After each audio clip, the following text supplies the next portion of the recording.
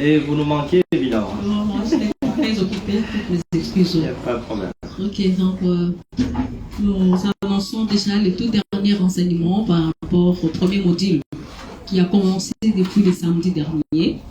Et tout est bien qui finit bien. Alors, nous anticipons en disant que demain déjà, alors qu'il vous sera communiqué à la fin de la séance, il y aura délivrance des brevets. Et aux participants qui ont suivi au moins 3 enseignements. Et pour le reste, nous allons voir comment vous récupérer et puis vous rattraper plutôt. Et ensuite, nous vous tiendrons au courant de la suite du programme quant à ce qui concerne le module que nous avons commencé avec Madame Marie-Jo du Centre Carter. Et c'est par les canaux officiels que nous allons vous tenir informés pour la suite de ces programmes. Et pour aujourd'hui, nous vous souhaitons une bonne participation et de très bonnes choses à tout le monde. Merci beaucoup. Merci, professeur. Vous avez la parole, s'il vous plaît. Merci beaucoup, professeur, pour cette introduction chaleureuse qui nous remet dans notre dynamique de leadership. On doit vous dire en toute sincérité, il y a une ambiance que vous avez insufflée qui est demeurée et qui nous permet aujourd'hui d'aborder la question des lois, les lois de leadership, qui est important. Et ces lois, on les a prises d'un grand spécialiste de leadership qui s'appelle John Maxwell, qui a écrit un livre, le 21 lois irréfutables du leadership. Voilà. Je vous avais dit qu'on n'invente rien.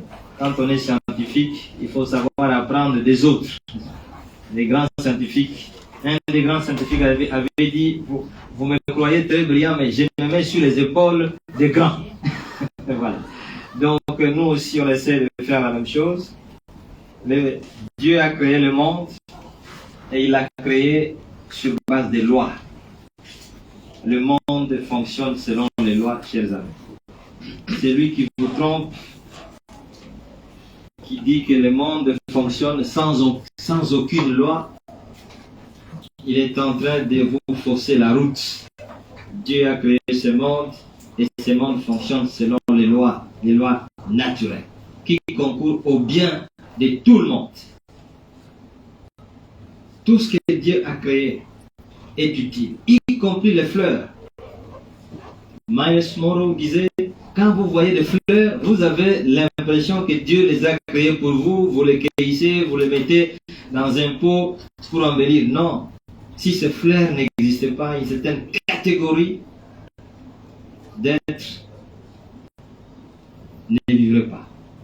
Les fleurs. Les oiseaux, par exemple, vivent des fleurs. Vous prenez les fleurs, mais les oiseaux vivent des fleurs. Donc, il y a un certain nombre d'éléments que vous devez savoir, les lois. Et le leadership aussi fonctionne sur base des lois. Il y a des lois qui font que un leader s'appelle leader. Et ces lois, nous devons, il y en a 21, selon les recherches de plusieurs dizaines d'années de John Maxwell, qui est encore vivant d'ailleurs. Parce que pour lui, le leadership, comme je vous ai dit, c'est une montée permanente de la montagne et ça va se terminer jusqu'à sa mort. Il en a mis 28, 21, mais nous allons nous arrêter à vous en donner peut-être 10, mais voilà les lois que notre ami John Maxwell, loi découverte, loi de l'influence, loi du processus, loi de navigation, loi de la parole, loi de la confiance, loi du respect, loi de l'intuition, loi du magnétisme, loi des connexions, loi du cercle, loi de l'émancipation, loi de la reproduction, loi de l'adhésion, loi de la victoire, loi de l'élan, loi de la priorité ou des priorités, loi du sacrifice, loi du timing, loi de la croissance exponentielle, loi de l'héritage. Il n'y a aucune loi mystérieuse. Aucune loi mystérieuse. Toutes les lois sont naturelles. mais nous allons vous en donner 10. Ça, c'est notre rôle. Dans les recherches que nous faisons, nous avons trouvé 10 qui peuvent vous guider et qui peuvent vous être plus utiles. Vous pouvez commencer par les 10 et continuer avec les autres. La première donc loi, c'est la loi de couvercle. La loi des couvercles.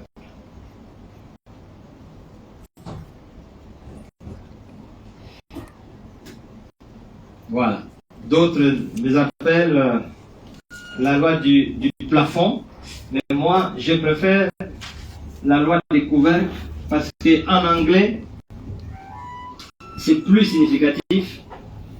The law of lid, la loi des couvercles, qui veut tout simplement dire que lorsque vous voulez être un leader efficace, vous devez pousser les limites de vos capacités, les limites de vos aptitudes. Plus vous êtes apte, plus vous êtes leader. Plus vous montez en capacité, en aptitude, plus vous développez les capacités de réussir et devenir un grand leader. Donc, les leaders doivent accroître leurs capacités en leadership. Donc, il est important que vous puissiez être à mesure d'accroître votre degré d'aptitude en termes de leadership. Pourquoi? Parce que si vous n'accroissez pas vos capacités, vous vous plafonnez. Vous êtes comme dans une bouteille avec un couvercle. Et l'exemple qui est donné ici, c'est l'exemple des frères McDonald's. Tout le monde connaît ce que c'est McDonald's. Ces deux frères ont créé leur système de restauration aux États-Unis, mais à un certain moment, ils étaient bloqués. Ils savaient faire une meilleure restauration, les demandes étaient fortes, mais les demandes étaient insatisfaites. Alors, qu'est-ce qu'ils ont fait? Ils ont sollicité les services d'un certain monsieur Ray Rock, qui a des capacités de leadership et qui a permis de faire exploser McDonald's. Ils ont vendu et lui l'a acheté, mais ils lui ont dit vous gardez les noms. Donc la loi des couvercles démontre que le frère McDonald, parce qu'ils étaient en déficit de leadership, ils n'ont pas pu progresser leur business. Mais lorsque notre ami Ray a acheté, il a fait exploser McDonald's, qui se trouve presque une entreprise mondiale. Donc le leadership est un élément clé. La loi de l'influence. Chers amis, l'influence, comme le disait John Maxwell, le leadership c'est l'influence, ni plus ni moins. Si vous n'êtes pas influent, vous ne pouvez pas vous déclarer leader. C'est impossible. La loi de l'influence. Donc vous devez veiller à ce que les gens dont vous vous déclarez leader, vous puissiez exercer sur eux une certaine influence. Et il y a 5 mythes de l'influence. Le mythe du management.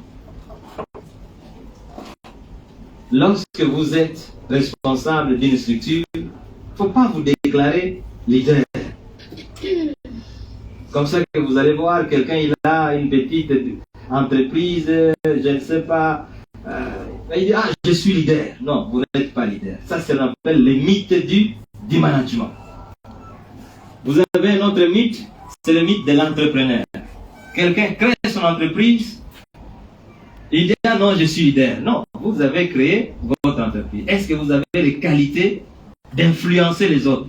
Si vous n'influencez personne, même si vous êtes le chef d'une entreprise, vous n'êtes pas leader. Le mythe de la connaissance.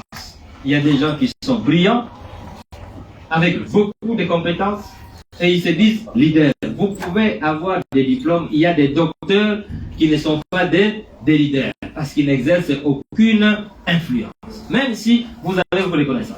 Mythe du pionnier et mythe de la position. Ce n'est pas parce que vous avez initié une histoire, vous êtes pionnier et vous vous déclarez lui leader. Non. Tout comme vous pouvez avoir la position. Donc, il faut exercer de l'influence pour que un manager, un pionnier, un leader, un grand connaisseur puisse être lui leader. Il ne faut pas donc vous fier au mythe. La loi du processus. Chers amis, vous devez savoir, le leadership est un processus. Il ne faut pas vous déclarer leader comme... Non. Un leader, c'est le produit. La réussite, ce n'est pas la finalité. La réussite, c'est le processus qui mène à la finalité. Le succès, ce n'est pas le résultat, c'est le processus du succès. Voilà pourquoi on vous parle de la loi du processus. Un vrai leader, c'est un produit. Un produit qui est passé par un processus d'édification, d'amélioration. Voilà pourquoi, souvent, des grands leaders n'ont pas peur parce qu'ils ont vécu des épreuves. Donc, un leader ne se décrète pas, un leadership ne se décrète pas. Ça se compose, c'est un effet composé. C'est une loi. Un vrai leader, c'est le produit d'un processus. La loi de la navigation, chers amis. Nous vous avons dit ici que le leadership, c'est un processus.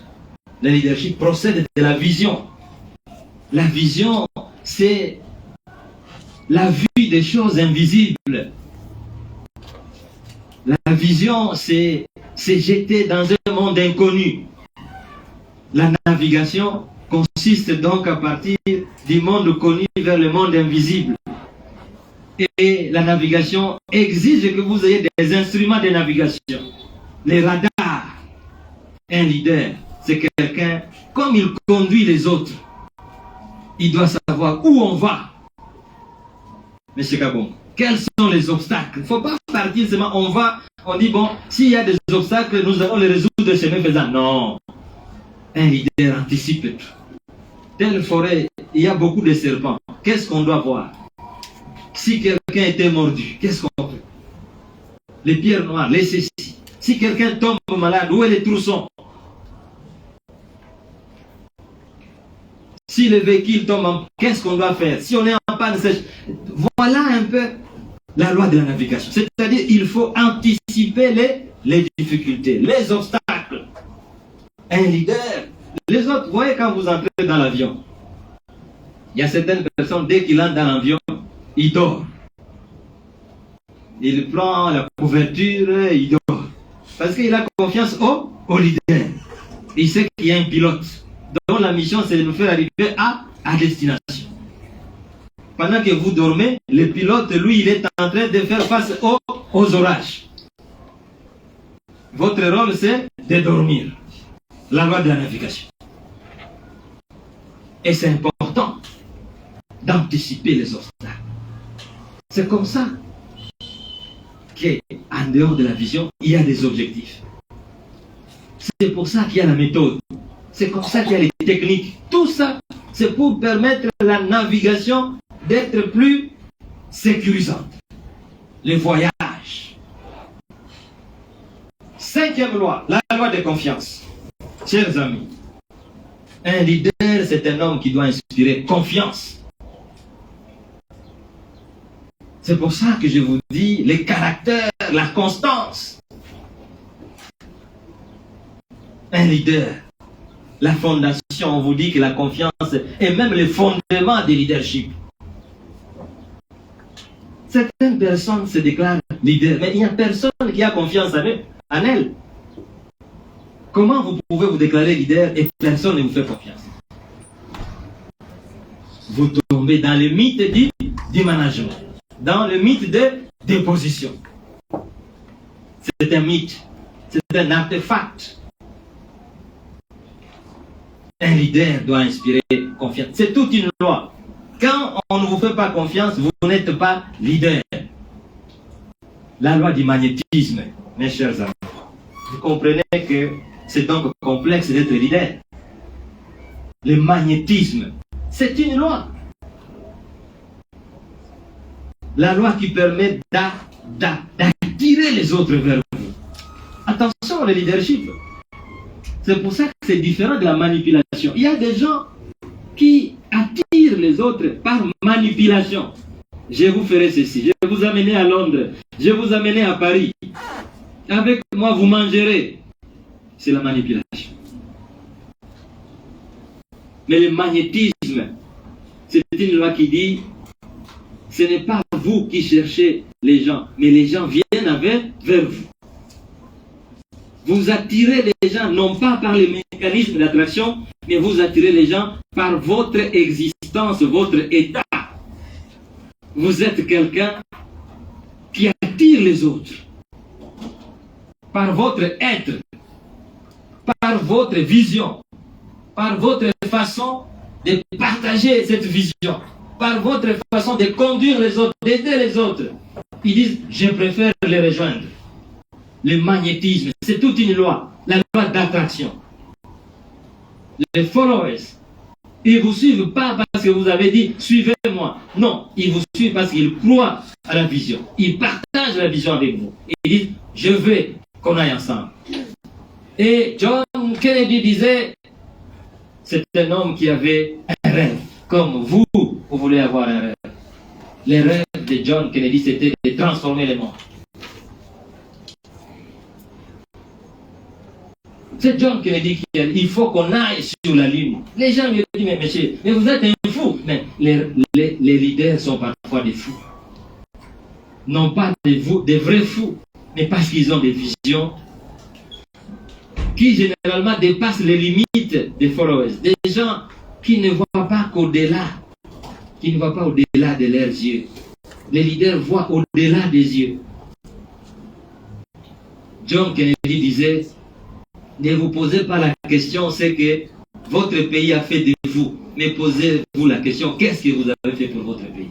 Chers amis, vous êtes des leaders ici. Vous devez vous poser la question. Parce que Dieu vous a mis aussi un mandat en venant sur terre. Qu'avez-vous fait pour votre pays jusqu'aujourd'hui? Ou qu'est-ce que vous allez faire pour votre pays? Votre pays ici vous a déjà aidé d'arriver même ici à l'université. Mais qu'est-ce que vous allez faire pour votre pays? Qu'est-ce que vous avez comme mission de faire pour votre pays? La loi du magnétisme. Attirez les gens par ce que vous êtes, pas par ce que vous voulez qu'ils viennent chez vous. La loi du cercle restreint. Les leaders. Dis-moi qui vous fréquentez, je vous dirai qui vous êtes. Quand vous êtes tout le temps avec les sorciers, vous dites, ah non, ne suivez pas ceux qui sont souvent avec moi, je ne suis pas sorcier. Qui va vous croire? Ça, ce n'est pas le leadership. Quand vous êtes avec des voleurs, à tout moment, vous voyez, mais il est toujours avec les voleurs. Il dit, non, ce sont mes amis d'enfance, mais moi, je ne suis pas voleur. Non, chers amis. Un leader doit être entouré par des gens qui ressemblent ou qui concourent à son projet. Un leader.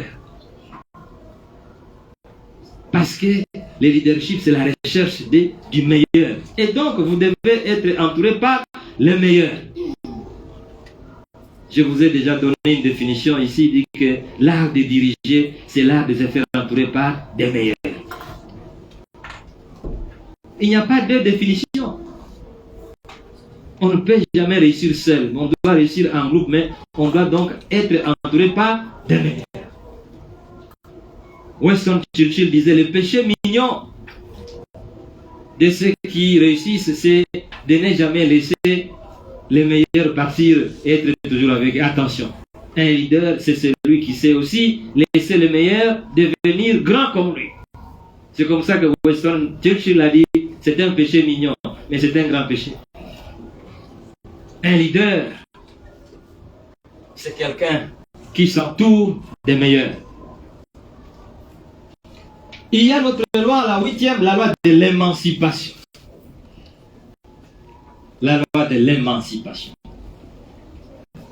Qui contredit les péchés des grands dirigeants. Donc il faut laisser les gens devenir aussi grands comme vous. Et vous devez contribuer même à ce que ces gens deviennent grands, émancipés. La loi de l'émancipation a pour mission de reconnaître un leader par sa capacité à pouvoir faire émanciper les autres. Si vous voyez un leader qui ne veut pas la promotion des autres, ce n'est même pas un leader. J'allais dire un faux leader. Ce n'est pas un leader, c'est un manager.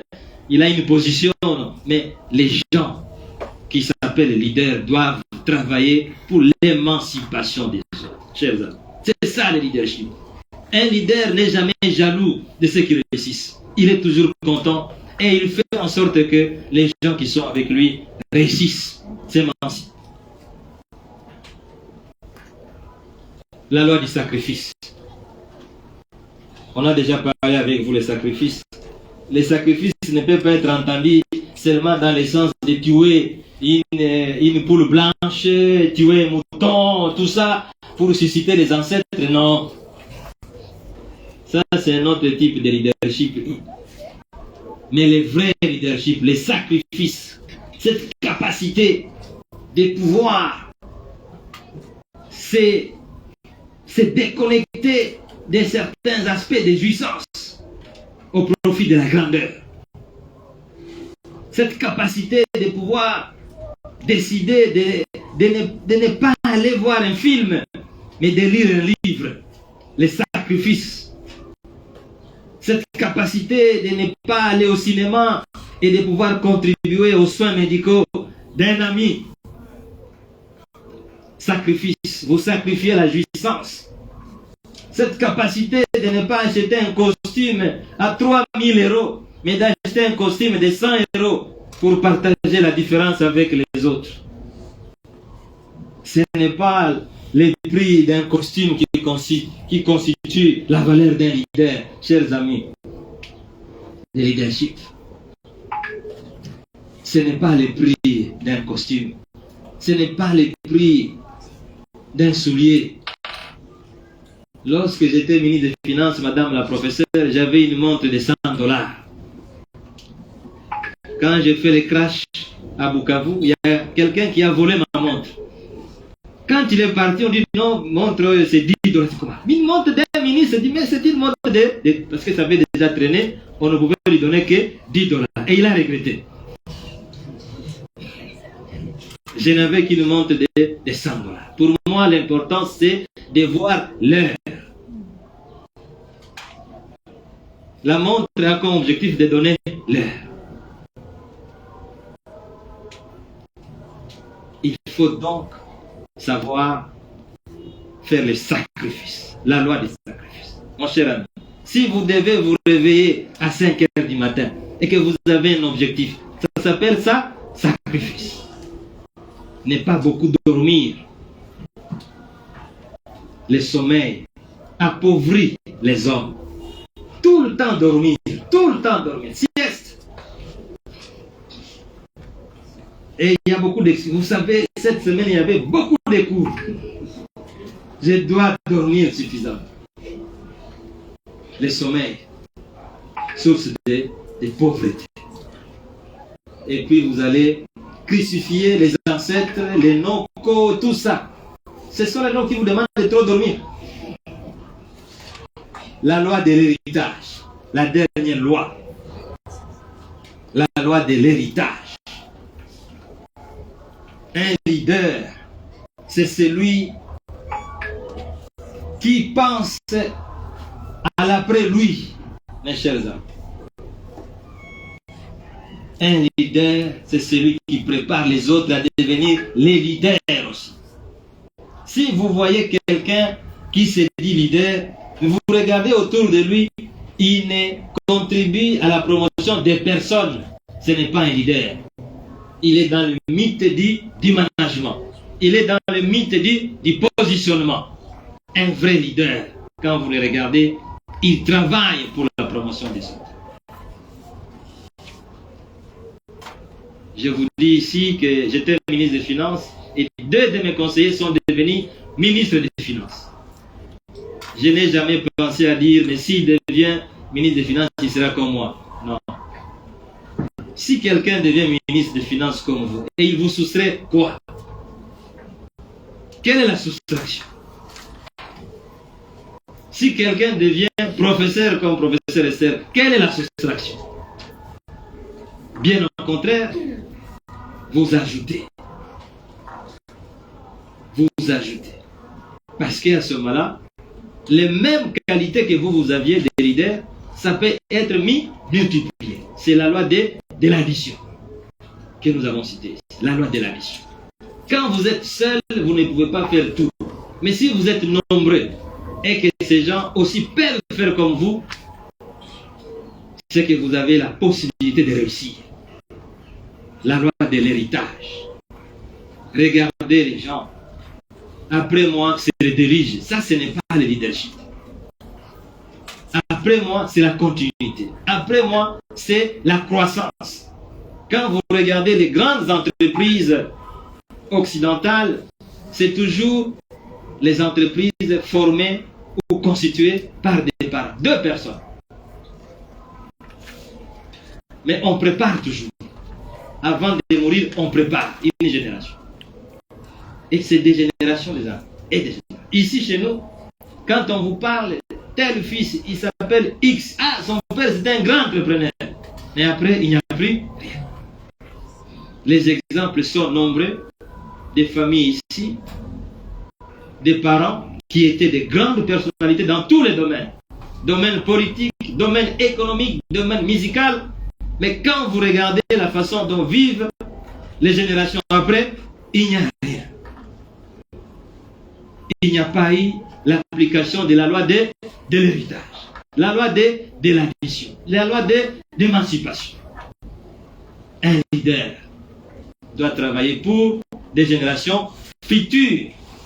Et pour ça, il faut que votre organisation soit la plus forte possible. Il faut préparer les successeurs.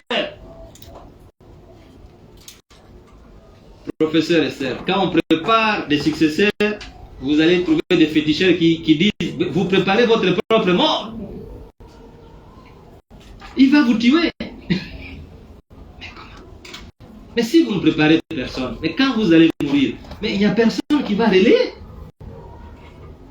La personne ne connaît rien. Et voilà pourquoi, quand certaines personnes meurent, s'il était chef d'entreprise, la société tombe en faillite. Personne n'est à mesure de poursuivre. On commence à poser la question. Mais où étaient les documents? On ne sait pas. Quelle était la méthode de comptabilité? On ne sait pas. C'est lui-même qui gérait et la comptabilité, et la caisse, et les documents. On cherche les documents, on les retrouve. La loi de l'héritage, chers amis. La loi de l'héritage. Vous voulez être leader, ne cachez pas beaucoup de choses. Donnez tout. Un leader n'a pas peur des autres. Un leader, c'est quelqu'un qui partage les connaissances. Préparer les successeurs à reprendre l'activité. Former d'autres leaders. La reproduction. Donc, cette loi de l'héritage, c'est une loi clé. C'est ce qui fait que vous allez voir, même au niveau des grandes entreprises, quand une personne meurt, ce n'est pas un problème.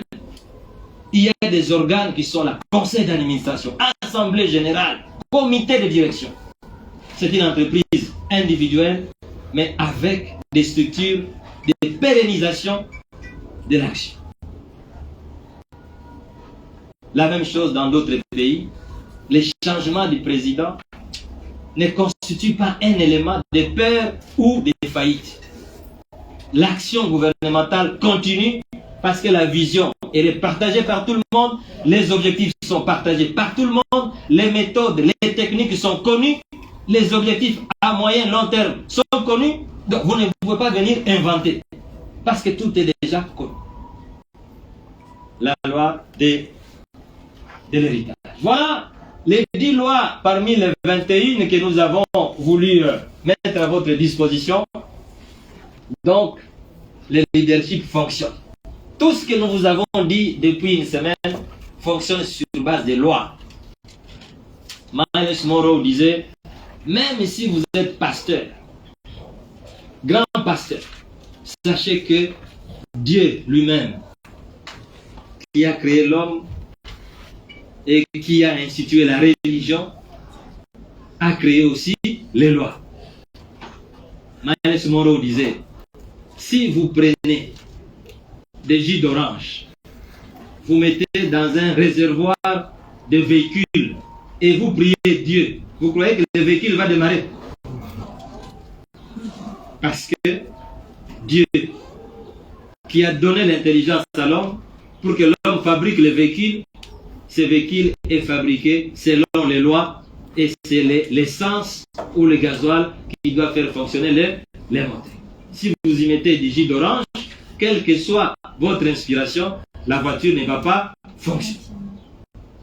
Voilà, chers amis, parce qu'on a consommé notre temps, ce que nous devions vous donner aujourd'hui comme dernière séance. J'insiste en vous disant ceci, que ce que nous vous donnons, c'est le minimum de leadership, le minimum de connaissances, pour que vous puissiez partir d'une base solide. Commencez votre voyage de leadership. C'est le minimum. Et si vous commencez ce voyage, ça veut dire qu'à chaque instant, vous devez ajouter quelque chose. Mais vous avez déjà une base qui peut vous permettre de vous lancer dans cette aventure glorieuse, l'aventure de leadership, de participer dans cette famille restreinte de 1% de la population mondiale chargée de diriger le monde, de transformer le monde, de changer le cours de l'histoire du monde, du point de vue politique, du point de vue économique, du point de vue culturel et dans tous les domaines possibles. Encore une fois, merci beaucoup et bonne chance.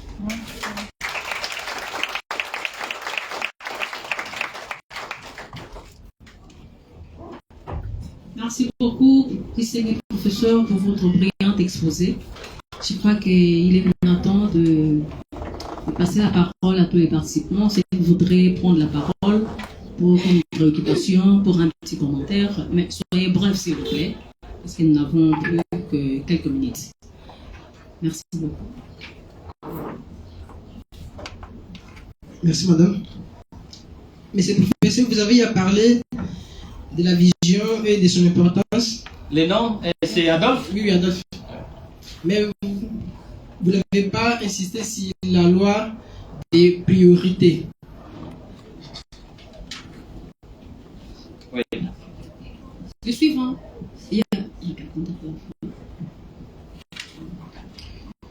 Professeur, c'est Jojo Mbayo, économiste. Vous avez suivi l'intervention de M. Sélé sur Top Congo FM. Il nous disait que la vie était duale, qu'il y avait le travail, qu'il y avait aussi les loisirs, qu'on devait prendre une décision courageuse pour le travail. Par rapport à la loi de sacrifice, nous qui avons opté de devenir leaders, devrions-nous sacrifier à tout jamais les loisirs dans notre vie? C'est ma question.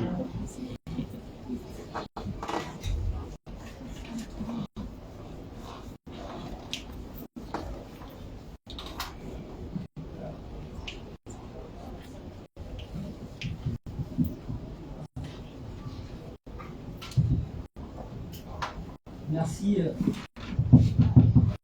Merci, professeur.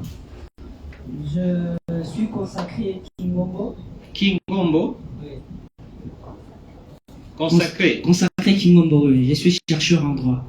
Ok. Je voudrais m'appuyer plus sur la loi de l'héritage. Je voudrais, si possible, que vous nous présentiez les difficultés liées à cette loi-là, à l'application de la loi de l'héritage au Congo.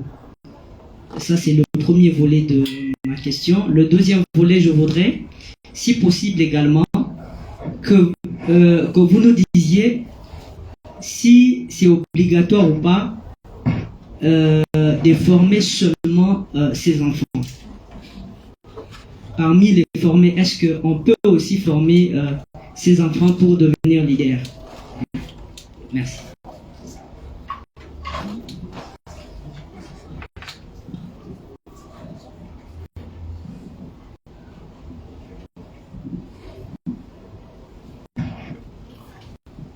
Merci beaucoup, professeur, pour l'exposé.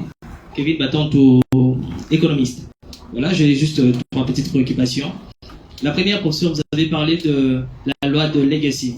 C'est qu'ici, nous constatons très bien dans l'administration publique de la RDC, à chaque fois qu'il y a changement de pouvoir ou de gouvernement, nous sentons comme s'il y a un déséquilibre total. C'est comme si la plupart des gens qui viennent inventer la roue. Non, ma question est de savoir comment appliquer cette loi, ou soit ce qui est fait pour nos leaders pour que cette loi soit respectée. Si nous prenons les cas des États-Unis d'Amérique, nous voyons c'est là. À chaque fois qu'il y a changement de président, l'administration publique et la manière dont les choses se font, ça n'inquiète à rien. Ma deuxième question est que faire pour un leader qui n'accepte pas l'émancipation des autres? Parce que là, c'est dans tout le domaine, que ce soit politique, sur le plan économique. Pourquoi? Parce que je me dis qu'il y a de ces leaders qui ont comme cette peur, cette phobie. Ils n'arrivent pas à accepter que la personne qui était après lui puisse devenir plus grand que lui. Et puis la troisième question rapidement, c'est que vous nous avez dit qu'un leader doit faire face aux obstacles. Bien, je prends le cas économique, c'est que nous avons plusieurs entrepreneurs actuellement et plusieurs personnes qui veulent s'émanciper sur ce domaine. Vous ne pensez pas que c'est notre situation fiscale du pays qui bloque ces derniers à ne pas œuvrer normalement, parce que nous voyons d'autres entrepreneurs ou d'autres entreprises qui travaillent de manière illégitime, je peux le dire. Pourquoi? Parce que nous avons trop de taxations et tout ce qui va avec. D'où nous pensons que cette prolifération-là, je pense que ça ne les aide pas. Donc, en tant qu'expert dans le leadership, nous voulions aussi avoir votre avis sur ce qui est du plan fiscal pour les entrepreneurs et tout ce qui est dans le secteur économique. Merci. Une étudiante peut intervenir, s'il vous plaît. Il est où? Oui, ok. Micro.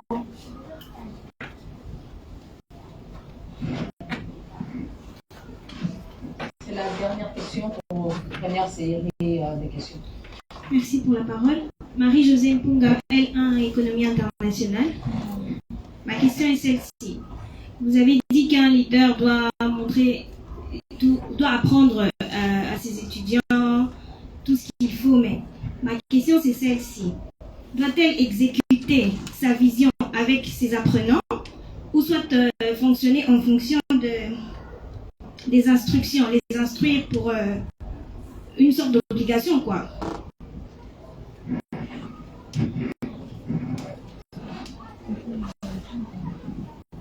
Si les professeurs peuvent dans un premier temps répondre à cette première série de questions, et nous aurons une deuxième série, je pense.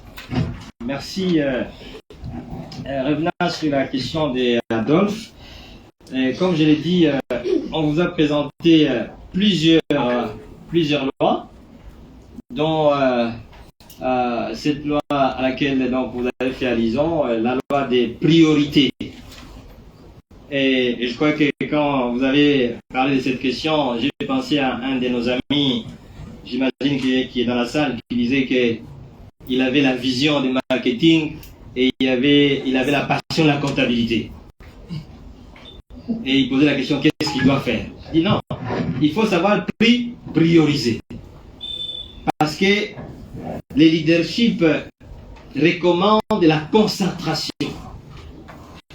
Les leaderships recommandent la spécialisation. Donc vous devez posséder les domaines dans lesquels vous avez levé l'option de vous investir. Et c'est ça qui fait de vous le leadership. Donc, vous concentrez vos efforts sur un seul domaine. Et vous excellez dans ce domaine. Et ça vous permet donc de devenir le meilleur et vous serez recherché. Donc, la prioritisation, Adolphe, vous avez raison. Mais en termes de leadership, vous ne pouvez pas être leader sur plusieurs domaines. Sinon, vous allez affecter l'efficacité de ce que vous devez faire. Mais en termes d'objectifs, vous pouvez effectivement prioriser les objectifs. Comme on l'avait dit, il y a les objectifs à court terme, les objectifs à long terme et les objectifs à moyen terme. Donc, il y a moyen de prioriser les actions dans ce domaine et c'est pour ça que je vous ai dit, il y a plusieurs lois que John Maxwell a considérées comme irréfutables. Mais il y a aussi la loi des priorisations. Mais il y a des gens qui ne savent pas prioriser. Il est sur tout. On lui dit, mais commencez par dire, non, moi j'aime tout faire à la fois.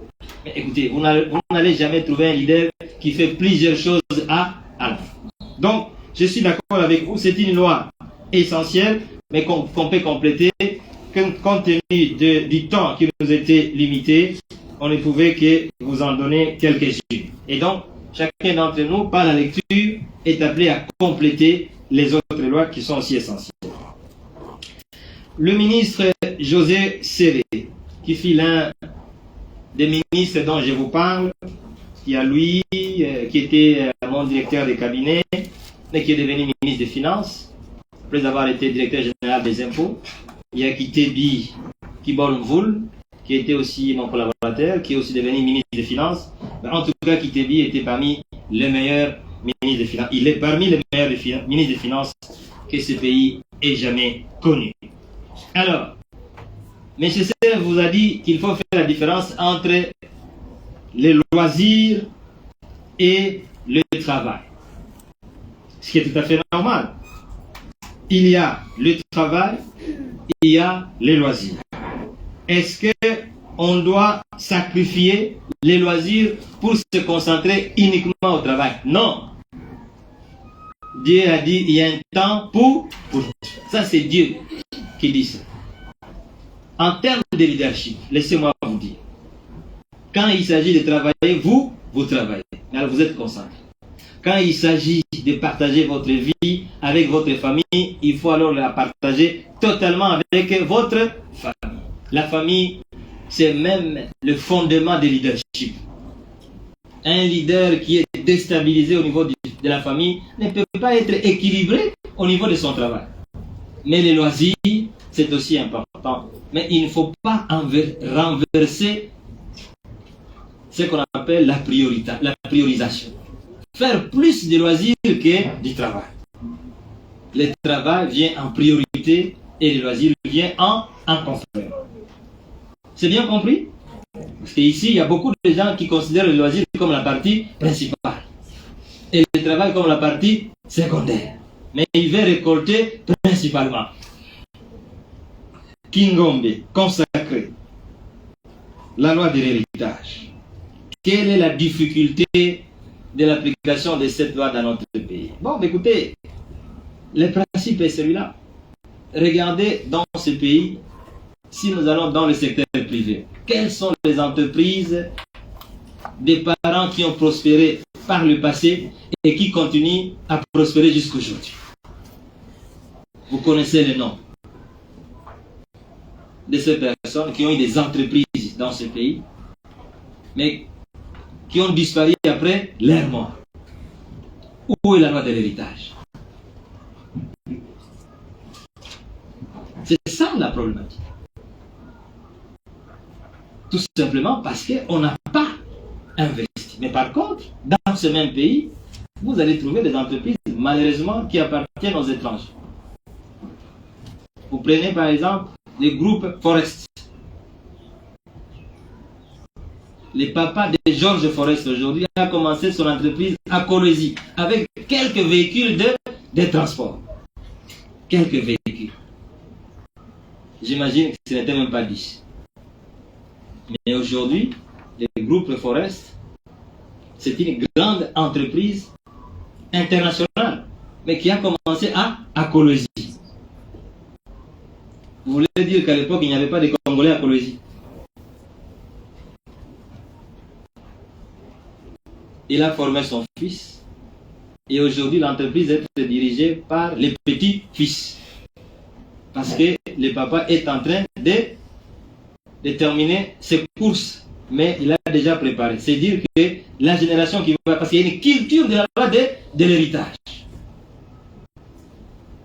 Donc les difficultés, chers amis consacrés, c'est que les gens ne connaissent pas les lois de leadership.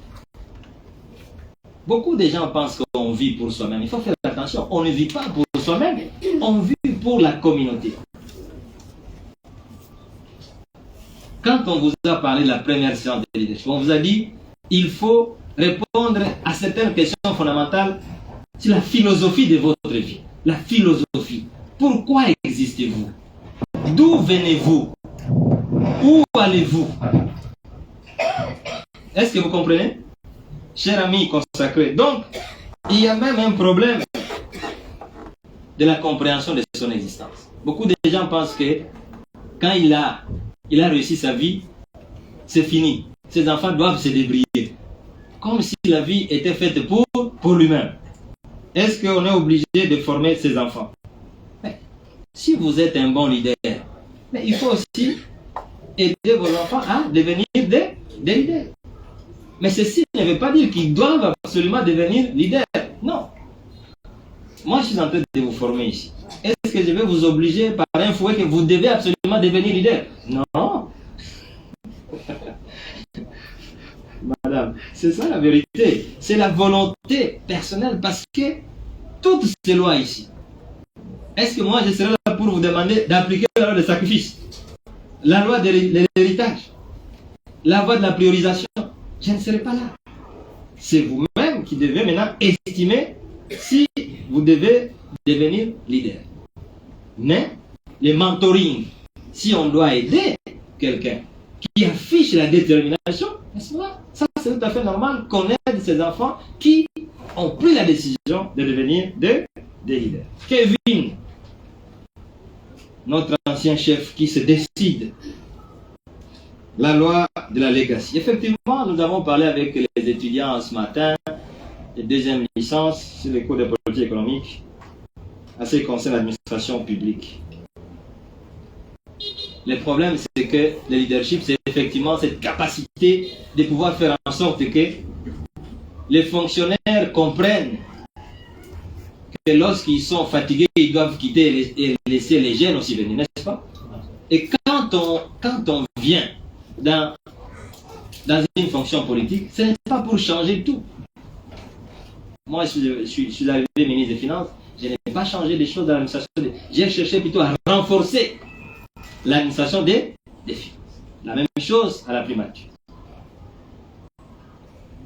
L'administration publique. Mais il faut que cette administration soit formée, qu'elle ne soit pas constituée par les dépotoirs de tous ceux qui ne peuvent pas faire quelque chose ailleurs, ils se retrouvent dans l'administration publique. Donc, il faut veiller à ne pas changer une administration parce qu'en réalité, c'est la colonne vertébrale même de la mise en œuvre d'une action de leadership. Que doit-on faire pour les autres qui ne veulent pas que les autres grandissent? Bon, mais ça, c'est la loi de l'héritage, la loi de l'addition. Ce que je vous ai dit, il y a d'autres personnes qui croient qu'ils sont les centres du monde. Quand ils ont réussi, les autres amis doivent échouer. C'est la petitesse d'esprit. La loi du cadre. Voyez-vous les cadres? Ils aiment toujours que les autres rentrent là où ils sont. Mais comment le pays va avancer? Laissez les gens réaliser les rêves. Poussez les gens à réaliser les rêves. Aider le meilleur à exploser. Mais qu'est-ce qu'on doit faire de ces gens qui ne veulent pas que les autres réussissent? Il faut prier pour eux. Je ne sais pas, vous allez penser que j'allais dire il faut les maudire. Non. Il faut prier pour eux, qu'ils puissent aussi changer les cœurs, n'est-ce pas? Pour laisser les autres progresser, que ce soit politiquement, que ce soit économiquement, Vous êtes un grand, comme les Luambo Makiadi, comme les Rechero. Il faut former les autres. Qu'il y ait d'autres Luambo, qu'il y ait d'autres Rochero. La situation fiscale. Non, évidemment, vous avez raison. Et tout à l'heure, je parlais avec les étudiants. L'un de mes regrets, en tant que Premier ministre, n'avoir pas réussi à défiscaliser ou à... Parce qu'il y a tellement une multitude de taxes dans ce pays que même la meilleure volonté du monde ne réussira pas à faire le meilleur des résultats qu'il peut escompter. Mais si vous voulez faire le business, il faut aussi tenir compte des contingences. Tant que le pays restera ce qu'il est, mais étudier les conditions dans lesquelles les autres réussissent. C'est ce que je vous ai dit. Il est anormal qu'un Libanais qui vienne de l'extérieur, un Indien qui vient de l'extérieur, un Indo-Pakistanais qui vient de l'extérieur, avec les mêmes conditions de fiscalité, puisse réussir et que vous, Congolais, vous puissiez dire que vous ne pouvez pas réussir parce qu'il y a une multitude de taxes. Mais qu'est-ce qu'il lui fait pour réussir ses activités? C'est ça la question de leadership, cher Kevin.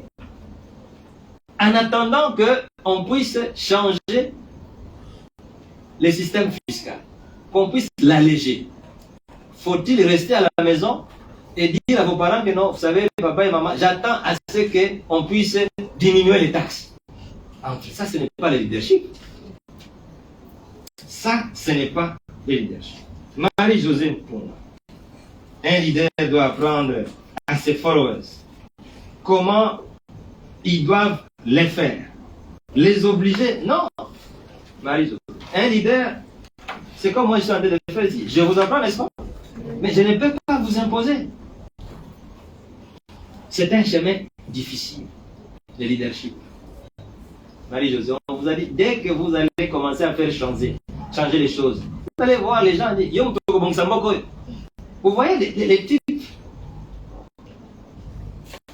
des propos qui découragent les autres.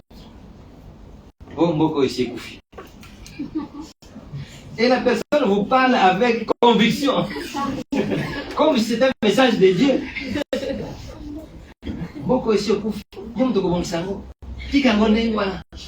Mais c'est pas possible. Donc, il faut donner les conseils. Vous donnez les avis. Mais vous ne pouvez pas forcer les gens. Vous ne pouvez pas forcer. Parce que le leadership, c'est une volonté, c'est une détermination, un engagement, des commitments. Vous dites, je commence à partir d'aujourd'hui.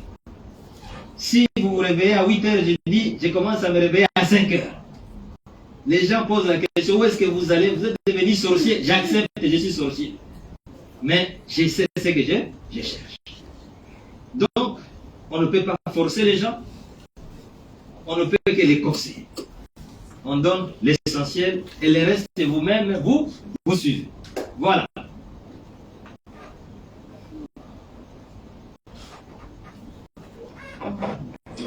Oui, la dernière série de questions, on commence par Véro, suivi de Grâce, le suivant est celui qui est derrière. Voilà, et puis au dernier. Merci, moi c'est Véronica Harold. Véro, oui, c'est plus court. Étudiante en L2 droit.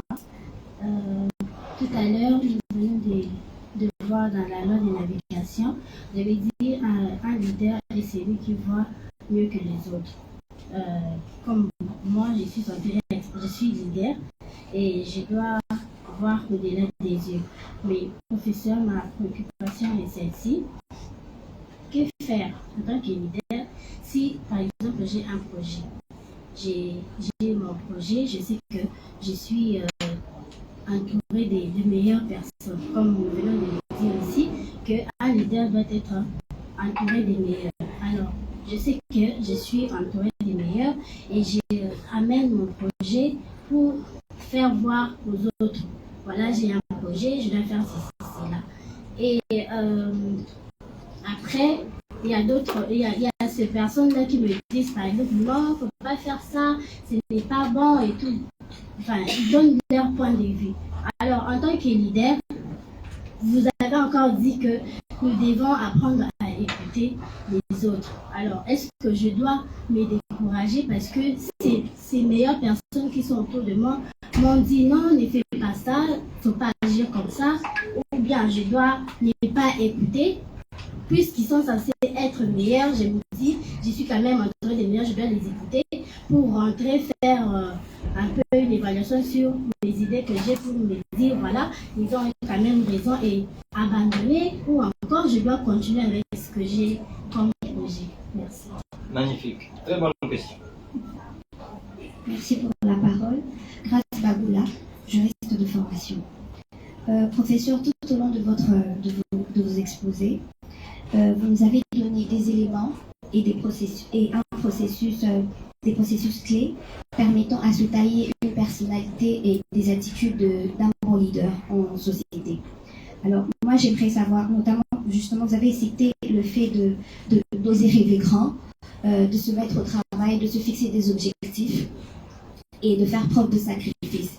Alors, moi, j'aimerais savoir, je me dis qu'avant tous ces éléments, en tant qu'humain ou en tant que jeune, il se peut que la personne, en fait, ne connaisse pas exactement sa valeur. Je me dis, en parlant de la zone de confort, vous avez dit dans le croquis, il a été montré qu'il fallait tout d'abord, avant de sortir de la zone de confort, il fallait se connaître, définir ses compétences et ses atouts.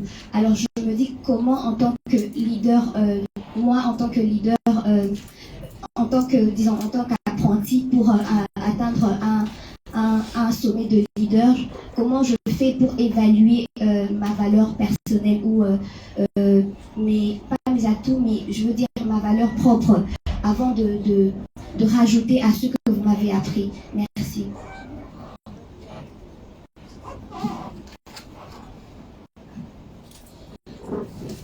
La professeure, c'est l'étudiant Omba de la L2, Économie internationale.